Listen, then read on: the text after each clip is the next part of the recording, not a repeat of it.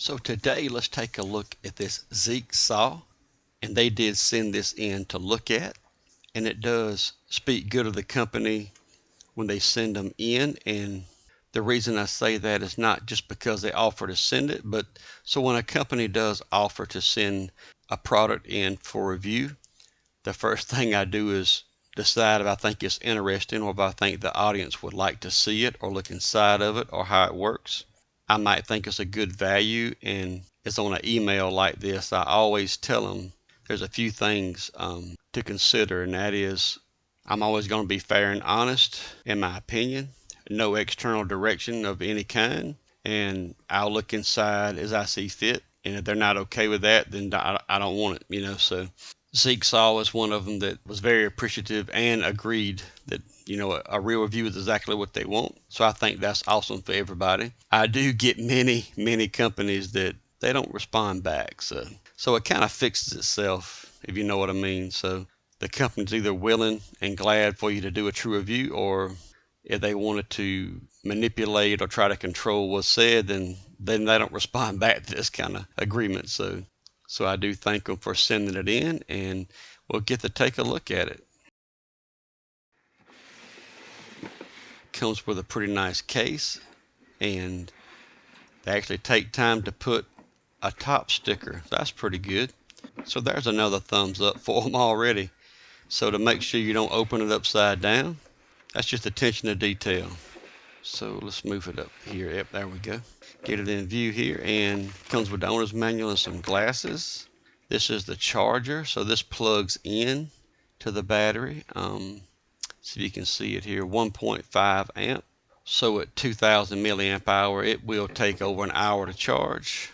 Still not bad. Here's the low keep back design here on the chain, and it's very thin.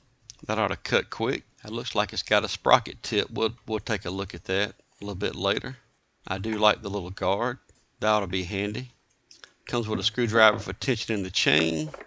We got a little bottle here to put the oil in, which I do use a lot of bottles similar to this on my channel. So I use rosin flux a good bit, and I have a bottle very similar. It does come with two 2 amp hour batteries. It does feel like glass embedded nylon, but it is thin. Yep, going to plug up and charge like so. It looks pretty well made.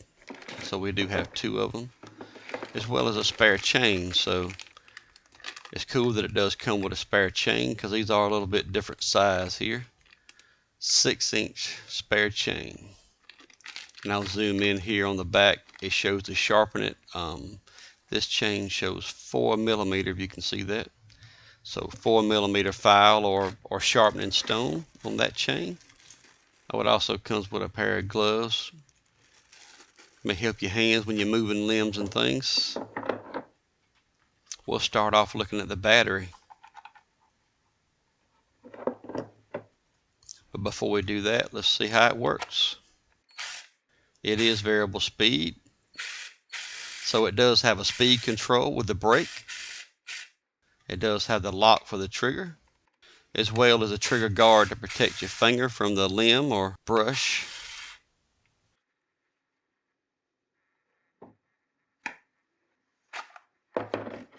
Just check out both batteries here and make sure they do work.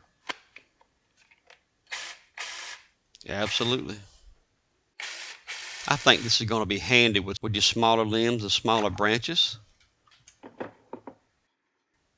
Let's go ahead and take a look inside the battery. This is a T10 Torx.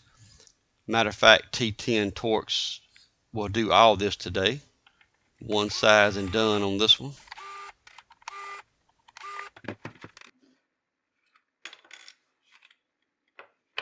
It's just a little plate where the fuel gauge are on some batteries. Just a blank here. Let's take the cells and all completely out here. And these are SLAH20P, 2000 milliamp hour, 18650 cells. Spot welded. I can't find any information on these cells other than what's written on them at this time. SLAH20P. We do have our temperature monitoring, little NTC here, feeds back to the board, and a close-up of the board here shows a cell-wise 16-pin chip, a CW1053, and I did find a quick data sheet on this chip. As you can see here, it has the 5 cells in series. We have a charge and discharge FET. The discharge is going to be an N channel and the charge is going to be a P channel FET according to this typical application drawing. If we look here at this 8-pin chip Q4435A, it is actually a P channel, so that is for your charging, and these look like N channel FETs here for discharge. The number is 3095C, like a D-pack style, and I cannot find any information on these FETs at this time, but it does seem to have the monitoring and protection. We have our silicone wire going from positive and negative here, which is 200C rated, so it can handle a lot of current for a short amount of time. Just going to go ahead and put the pack back together now. A very simple battery pack.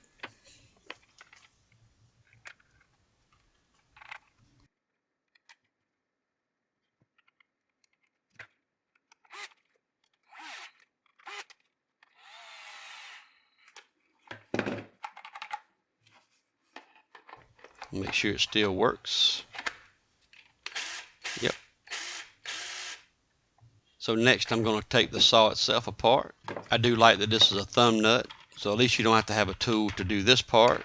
We do have a metal stud here into the plastic, and that's our adjustment stud, which is a Phillips screwdriver. I got one right here. We'll loosen this up so the little tensioning stud will pop out. There we go. And we can take this off the sprocket. As we look at our bar here, yeah, it does have the little sprocket tip. I'm really surprised by that. That helps with tip life a lot to have that sprocket on there. It's cute to see a little 6-inch chainsaw bar like that and the little 6-inch chain. Looks like our tensioner is captured. It almost feels like metal gears in here. We'll look at that later. See if you can hear it. It almost sounds like it is metal gears.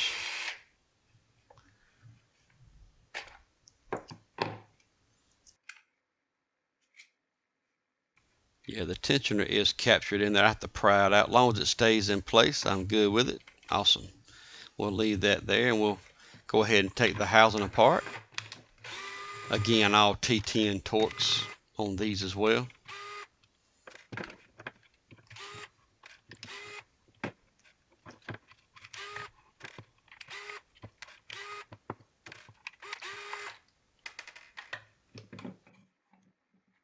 And there we go. We do see our speed control, and here's our battery connector. Pretty straightforward and just comes straight up. I was expecting the wires to be a little bit heavier gauge, but I guess it gets by for no longer than this tool's used. The motor is pretty beefy, and we do have a LED here. You can see the writing on the motor here.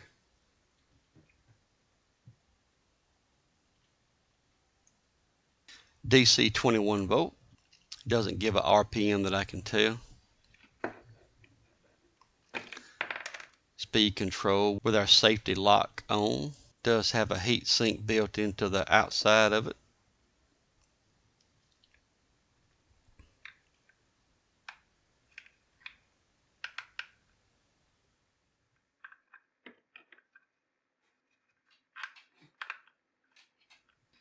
The gear ratio is at least 3 or 4 to 1.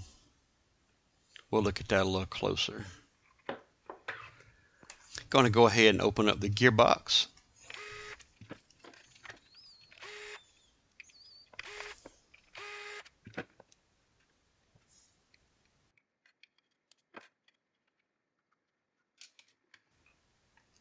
I do have to remove this spring clip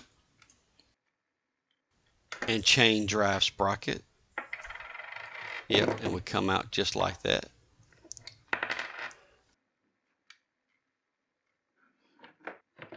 This is all metal gears, like centered gears.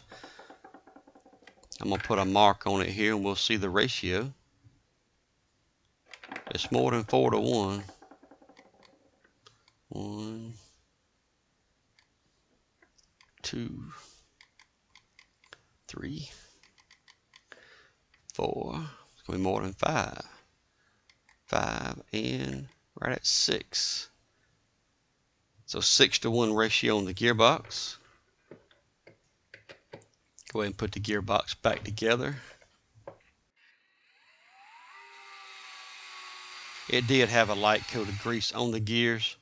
If I hear them getting dry, we'll add more. I did wipe a little bit off with my fingers, but it wasn't a large amount.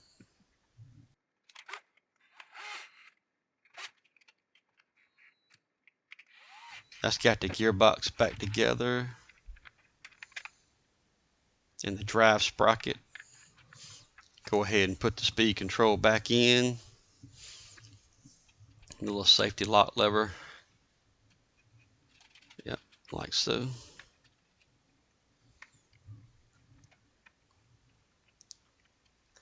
Go ahead and put our little lanyard on.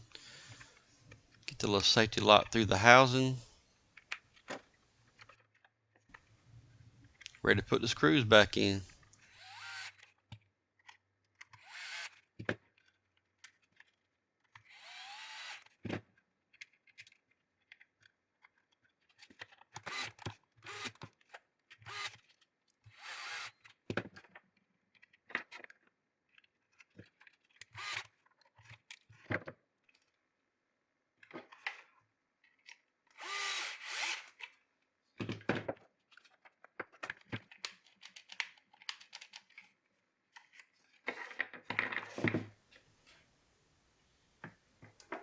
Go ahead and put the bar and chain back together.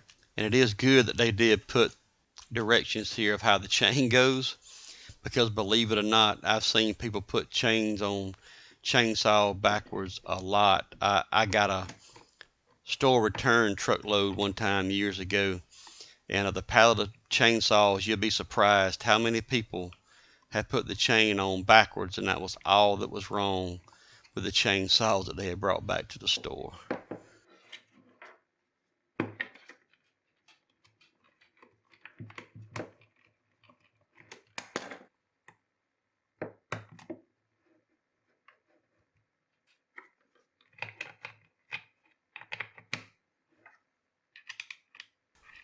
I'm just going to tighten up the bar slightly, then we'll tension the chain.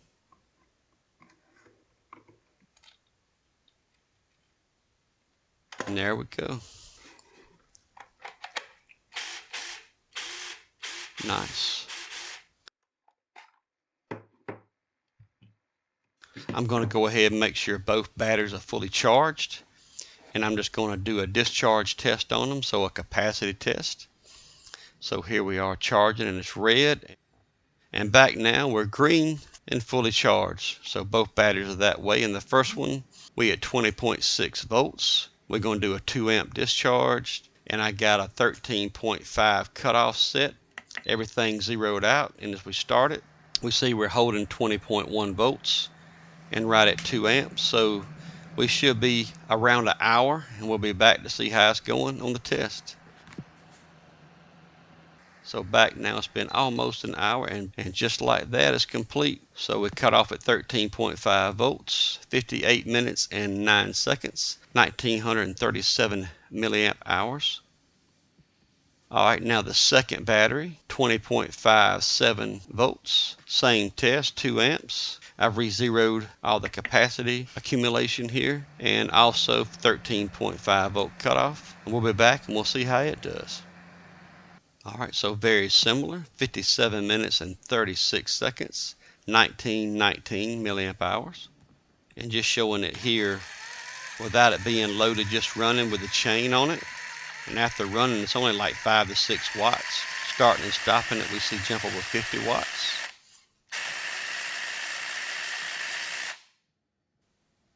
Can catch it jumping over 70 watts at times here, 77 watts. I'm also going to try to show this outside, but this display is not bright.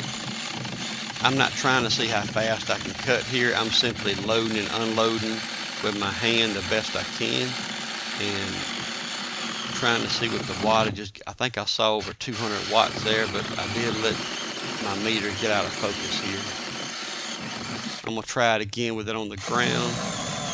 Longer leads, unfortunately, but have a little bit of loss there, but just want to get a good idea. The top left is amps, the bottom right is watts. Over 200, over 400 watts. I've seen it go over 400 watts. Yep, 440.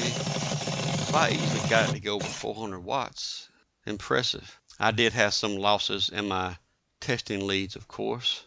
I do want to check RPM here as well. Just straight off after the gear reduction on the chain drive sprocket. 2825. Yeah, roughly 2825. I have used this battery a little bit for testing, so I'm going to probably say fully charged 2900, and as we tested there, 2825. I'm going to go ahead and put some bar oil on the chain. I'm just using a little applicator and putting it around, and then the actual oil and hole on the bar itself. These limbs are very odd angle, but I'm going to see how it does. Come up a little bit. Getting my blade in the bind here, but it does make very quick work of the limb, no doubt. I really like being able to hold the limb with my hand when I need to, and be able to cut with one hand. That is really handy.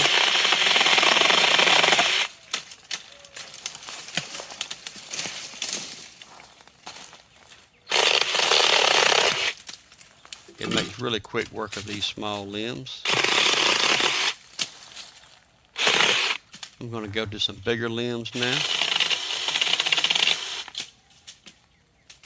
I'm trying to stay out of the way and just let you see the saw cut, but these limbs are kind of caught up in each other.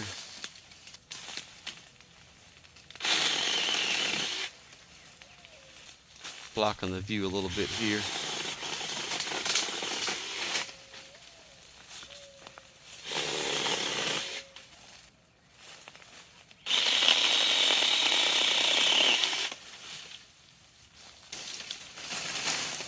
I'm just going to show a little detail here. I'm putting some oil in the little oiling hole for the bar. There's some saws would have an auto oiler and hit that same spot, so trying to run some down in there as well as getting some on the bar itself. Now this is the biggest limb I'm going to cut today. I don't really have many that I need to cut, but this one's going to be hanging low soon enough. It's a sweet gum tree, and it does grow pretty quick. It's going to be really close to the camera. Let's see how it does. Yeah, that's pretty close. I really did find this saw helpful for lemon because I can hold the limb and just cut, and then just cut the surrounding limbs off and go put it in a pile. I don't have to cut it up this short here, but I'm just doing it for the video really. Sometimes when you're cutting down a tree with a chainsaw, then you get rid of the limb. I can see how this will be very handy just to pick the limb up and just be able to cut with your right hand, or left hand if you're left-handed, but it's really nice to be able to cut quickly and have one hand free.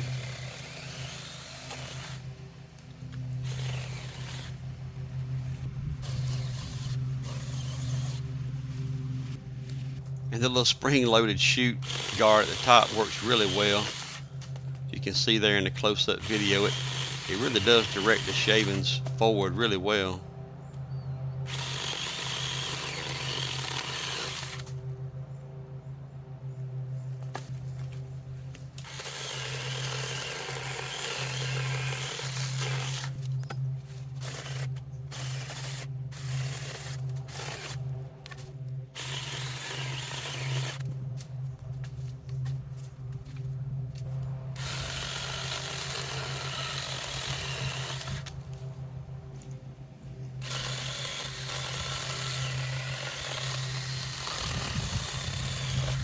Now there was many times during the testing that I had to stop and tension up the chain and just had to loosen up the blade lever. I'll show a better angle here, and just get the Phillips screwdriver and just give it a little turn.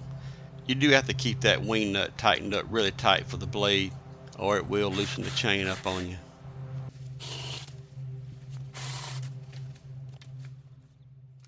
So I did cut down several little trees in sections as shown here in the top right. I was trying to get this battery down to cutoff level, and the cutoff level is right at 13.5 volts. So I cut all the little trees I needed to cut up, and I still had battery left from the very first battery. So no joke, it took a while to get this battery down enough to test it to tell you, you know, of truly using it, how much the battery would cut off at. And not that I would typically cut these little trees down as I'm showing here, just trying to actually just review the saw here. So overall, I thought the saw was very handy for cutting up in lemon and doing small jobs, and for most homeowners just having around to cut limbs and brush down. And the battery lasts so long that surprisingly how well the batteries hold up, and it had more power than I thought it would have. So I tested the RPM coming out of the gearbox on the sprocket to be about 2900 RPM. So the motor must be pushing around 17,500. And the actual chain to sprocket output, it takes about 5¼ turns to turn one revolution of the chain. And the chain's roughly 18.5 inches. It's a 6-inch bar. So that's somewhere around 14 to 15 feet per second by my testing. And at this current time, this is on sale for less than $80. I really don't know how they put together the little saw with the metal gears, 2 chains, and 2 batteries. Even with the cheaper charger, I don't know how they really do it for under $80, but it's going to be a handy saw to have around, and I really appreciate Zeeksaw for sending it in for us to look at today. Now I'm going to have a link down in the video description for this saw, as well as some other interesting items on my workbench that I find very helpful. Any of those links you click on are affiliate links, and they help support the channel, and I greatly appreciate it. If you found this video helpful today, please like, share, and subscribe. Thanks for watching, and God bless.